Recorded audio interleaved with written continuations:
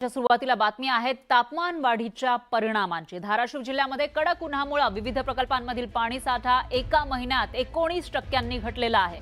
प्रकल्पामध्ये फक्त 30% इतका पाणी साठा शिल्लक आहे।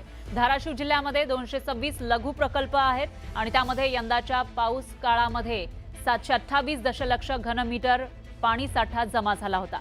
असं असलं तरी आताच्या घडीला फक्त 220 दशलक्ष घनमीटर म्हणजे 30% पाणी साठा शिल्लक आहे आणि त्यामुळे प्रशासनाने पिण्यासाठी पाणी आरक्षित न ठेवल्यामुळे पुढील काळामध्ये टंचाईचं मोठं संकट उभं राहण्याची शक्यता आहे। त्यामुळे पिण्यासाठी पाणी आरक्षित ठेवण्यात यावं अशी मागणी केली जाते।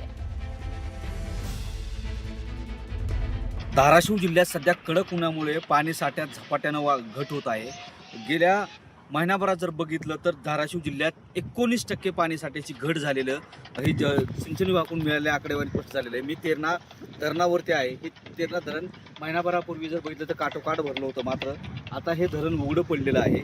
धाराशिव जिल्ह्यात तसं बघितलं तर 226 लघु आणि मध्यम प्रकल्प आहेत, त्यात 728 दलगमी एवढा पाणी साठा या पाऊस काळात झाला होता। मात्र आता सध्याच्या घडीला 220 दलगमी म्हणजे केवळ 30%च पाणी साठा जो आहे तो शिल्लक आहे आणि आलोनिनोची भीती दाखवली जाते, वर्तवली जाते। त्यामुळं निश्चितच हा पाणी साठा आरक्षित करणं गरजेचं आहे। मात्र प्रशासनाकडून हा पाणी साठा आरक्षित केलेला नाही आहे। मात्र ज्या पद्धतीनं उष्णतेचा पारा जो आहे तो वाढत चाललेला आहे, त्यामुळं धरणातलं पाणी साठा जे आहे ते झपाट्याने घटत आहे। गेल्या महिनाभरात जर आपण आकडा काढला तर हे पाणी साठा 19% घटला आहे। त्यामुळं निश्चितच ही काळजी करणारी बाब आहे। प्रशासनानं आतापर्यंत कुठलंच पाणी आरक्षित केलेलं नाही, त्यामुळे शेतीसाठी असेल किंवा उद्योगधंद्यासाठी असेल हे पाणी सुरूच आहे। ते